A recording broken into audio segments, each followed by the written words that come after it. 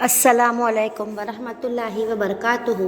जनाब Babubhai सोपारीवाला girls primary school, कक्षा 8, विषय हिंदी, विषयांक इकाई 9, पत्र एवं डायरी, स्वाध्याय पोथी कार्य।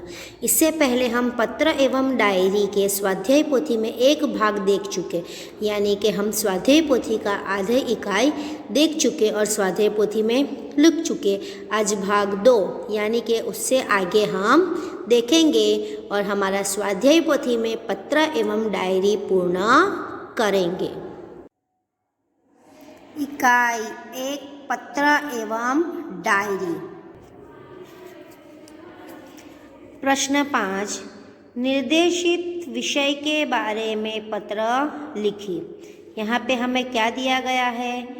आपने की हुई अपनी यात्रा या आपने किए हुए प्रवास का वर्णन करते हुए अपने मित्र को पत्र लिखिए। यानी कि हमने कोई यात्रा या प्रवास किया है तो उसके बारे में हमारे मित्र को पत्र लिखना है।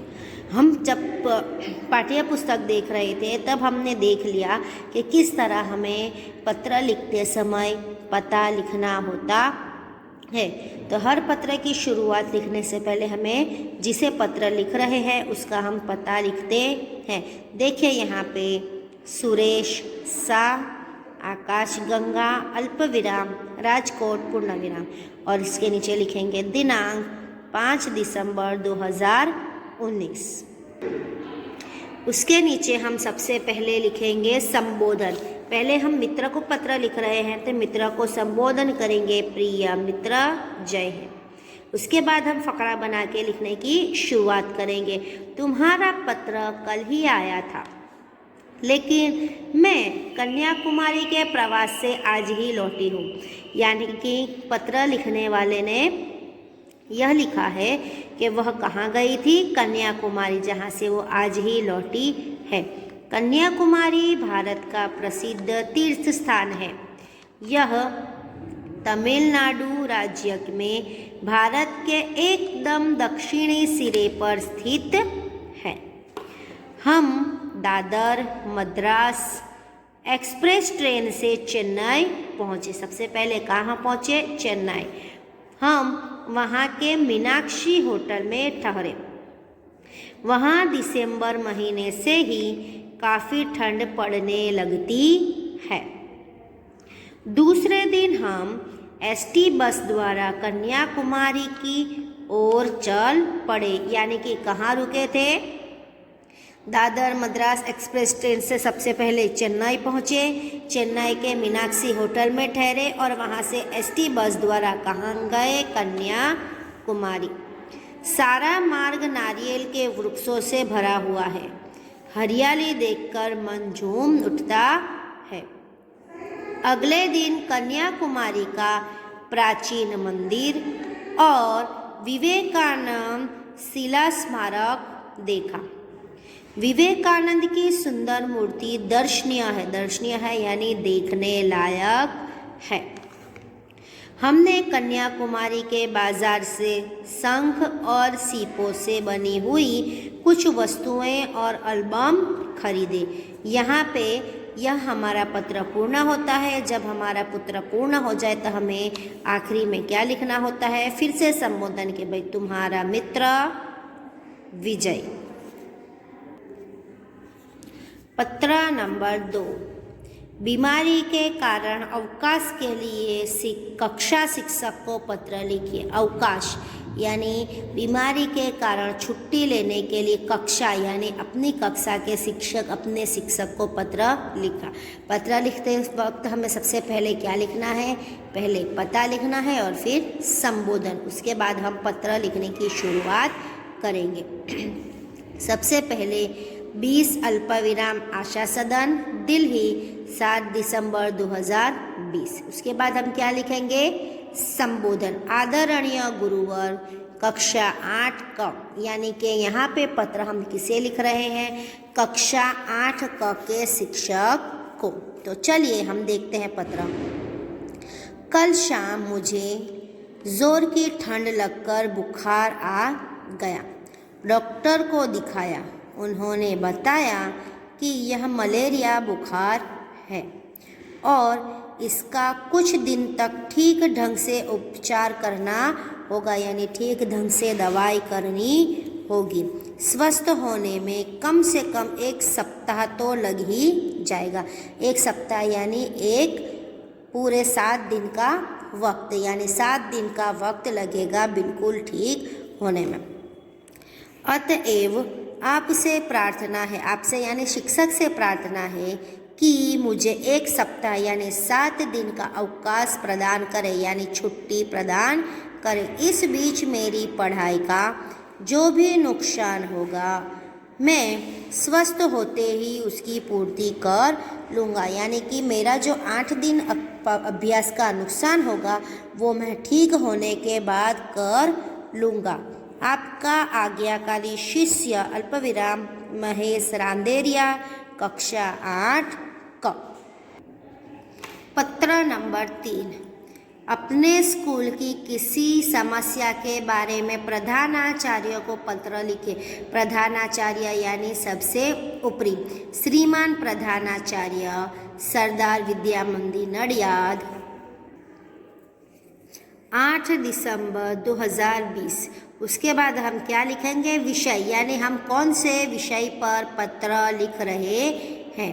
विद्यालय में, पुस्तकालय में विज्ञान और वैज्ञानिकों के संबंधी पुस्तक न होना, यानी कि किस समस्या पर हम पत्र लिख रहे हैं कि भाई पाठशाला में, हमारे विद्यालय में विज्ञान और वैज्ञानिकों की पुस्तकें नहीं है या फिर बहुत कम है, उसके बारे में हम पत्र लिखेंगे। देखिए अब उसके बाद हम क्या करेंगे, पहले संबोधन। आदरणीय गुरुजी, सविनय निवेदन है कि हमारे विद्यालय के पुस्तकालय में साहित्य की पुस्तकों की भरमार है, यानी कि साहित्य की बहुत ज़्यादा पुस्तकें हैं। एक एक लेखक की कई कई पुस्तकें हैं। इन पुस्तकों में कविता, कहानी और उपन्यास आदि रचनाएं भी हैं, परंतु विज्ञान के संबंधित एक भी पुस्तकें नहीं है। वैज्ञानिकों के अनुभव विज्ञान के प्रति रुचि जगाते हैं। पुस्तकालय में इनका अभाव बहुत खटकता है, यानी कि हमें यह पुस्तकों का अभाव बहुत खटकता है कि हमारे पास इतने सब उपन्यास, कहानियाँ, कविताएं हैं, पर विज्ञान और वैज्ञानिकों से संबंधित पुस्तकें नहीं हैं। आशा है आप इस अभाव की पूर्ति पर ध्यान देंगे, यानी कि आप इस अभाव की पूर्ति करेंगे। आपका आज्ञाकारी शिष्य सुमित। अब हमने देखे पत्र, अब हम पत्र के बाद देखेंगे डायरी, कि हम डायरी कैसे लिखते हैं। जब हमने पाठ्य पुस्तक समझा था तब मैंने आपको शुरुआत में ही समझाया था कि एक डायरी लिखते समय हमें क्या क्या चीज़ों का ध्यान रखना चाहिए और डायरी में क्या कैसे लिखना चाहिए। तो चलिए आज हम स्वाध्याय पोथी में देखेंगे। प्रश्न 6 डायरी के रूप में लिखिए। नंबर 1, किसी एक पूरे दिन के अपने अनुभव का विवरण, यानी कि हमने पूरे दिन सुबह उठकर रात को सोते समय सुधी क्या क्या किया उसे हमें टुक में एक डायरी के रूप में परिवर्तित करना है। तो चलिए, कल 16 अक्टूबर थी, नवरात्रि का पहला दिन। एक तरफ मन में उमंग और दूसरी तरफ चिंता थी। उमंग इस बात की थी कि डांडिया रास देखने खेलने को मिलेगा, वाद्यों की मधुर धुनें कानों में रस घोलेगी। चिंता इस बात की थी कि कुछ ही दिनों में प्रथम सत्र की परीक्षाएं होने वाली थी। पहला प्रश्न पत्र अंग्रेजी का था। पता नहीं इस विषय के प्रति मुझे क्यों अरुचि थी, यानी क्यों मुझे ज़्यादा पसंद नहीं था। थोड़ी तैयारी की थी पर बहुत काम बाकी था। चिंता न कर, क्या सब कुछ ईश्वर पर छोड़कर निश्चित हो गया। यानी आखिरी में कुछ समझ में न आया तो चिंता न करके ईश्वर के भरोसे सब मैंने छोड़ दिया। नंबर 2, वार्षिकोत्सव में सर्वश्रेष्ठ वक्ता का पुरस्कार मिलने का आपका अनुभव। यानी कि जब पाठशाला में, विद्यालय में वार्षिक उत्सव हुआ तो उसमें श्रेष्ठ वक्ता के रूप में आपको कोई पुरस्कार मिला है तो आपको कैसा लगा, वह एक डायरी के रूप में हमें उतारना, हमें यहाँ लिखना है। हमारे विद्यालय का इस वर्ष का वार्षिकोत्सव मेरे लिए एक सुनहरी यादगार घटना बन गया है। उत्सव में वक्तृत्व स्पर्धा का भी आयोजन था। विषय था विज्ञान, शाप या वरदान। स्पर्धा का अंतिम वक्ता मैं था, लेकिन मुझे प्रथम पुरस्कार मिला। मित्र हैरान थे कि यह बहुत कम बोलने वाला आज इतना धड़ाधड़ कैसे बोल रहा है। सचमुच उस समय मेरी वाणी पर सरस्वती विराजमान हो गई थी। शाम को पिताजी घर लौटे तो बहुत खुश थे। सचमुच आज का दिन तो हमारे लिए सरस्वती का वरदान ही था। अब हम उसके बाद तीसरा देखेंगे। क्या है तीसरा? नंबर 3, आपके जीवन का कोई सुखद अनुभव। यानी हमारे जीवन में बीता हुआ कोई सुखद, कोई अच्छा अनुभव। तो देखिए, आज का दिन तो सचमुच अविस्मरणीय था। अविस्मरणीय यानी कभी ना भूल पाए वैसा। दिवाली के मेले में जाने के लिए माँ ने 20 रुपये दिए थे। अब इस छोटी सी रकम में क्या मेले का आनंद लिया जा सकता है? इसमें 5 रुपये तो बस के लिए, किराए के लिए ही थे। मैं मेले में जाने के लिए निकल ही रहा था कि मेरे मामा जी आ गए। वे बोले, मेला देखने तो मुझे भी बरसों हो गए हैं, चलो मैं भी आज मेले का आनंद ले लूं। मैं मामा जी की बाइक पर सवार हुआ और फट करती हुई उनकी बाइक सड़क पर हवा से बातें करने लगी। मेले में हमने खूब आनंद लिया। समोसे खाए, लस्सी पी, गुलाब जामुन का स्वाद लिया, फ़ोटो खिंचवाए, निशानेबाजी में इनाम जीता और चरखी पर बैठा। इस तरह मेरे पास कम पैसे होने के बावजूद भी आज मैंने मेले में बहुत मज़े किए। प्रश्न 7, दिए गए डायरी के अंश का अपनी मातृभाषा में अनुवाद कीजिए। यानी कि यहाँ पे हमें एक डायरी का अंश, थोड़ा सा भाग दिया गया है जो हिंदी में है, जिसे हमें गुजराती में अपनी मातृभाषा में अनुवाद करना है। देखिए, आज दिनांक 10 अगस्त 2011 रात को नींद नहीं आ रही थी, तो हम क्या लिखेंगे? आज तारीख 10 ऑगस्ट 2011 रात्रे ऊँग आवती न होती, खुशी का ठिकाना न था, आनंद नो पार न હતો। कब सुबह हो जाए इसका इंतज़ार था, क्यारे सवार पड़े तेनी राह जोतो હતો। स्कूल से सैर जाने के आनंद में कल्पना करते करते मुझे नींद आ गई। स्कूलमांथी पर्यटનમાં જવાના આનંદની કલ્પના કરતા કરતા મને ઊંઘ આવી गई। बड़े सवेरे 4 बजे अलार्म बजा और मम्मी की आवाज़ आई, राकेश उठो। 4 बज गए। वहेली सवारे 4 वागे अलार्म वाग्યું અને મમ્મીનો અવાજ संभळायो, राकेश उठ। 4 वागी गया।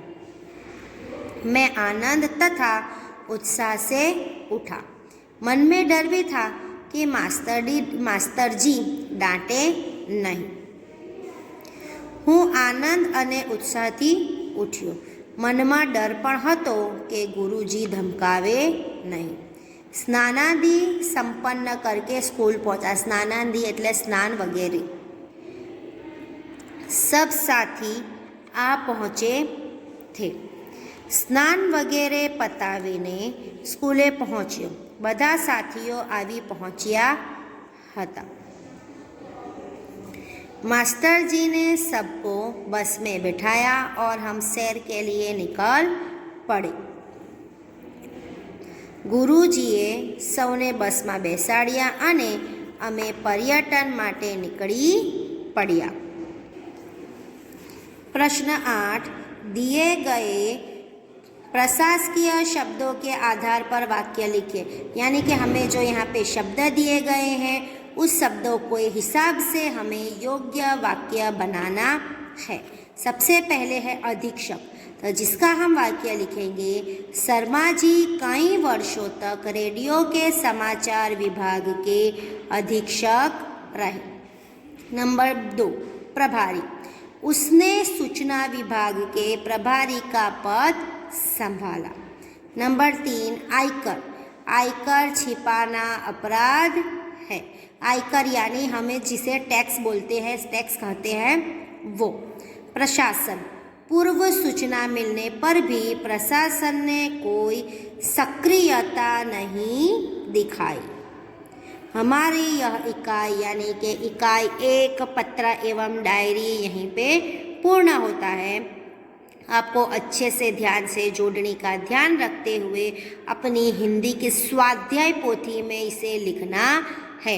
और जो आपके पास स्वाध्याय पोथी नहीं है तो आप उसे कहाँ लिखेंगे? अपनी हिंदी की कॉपी में। धन्यवाद।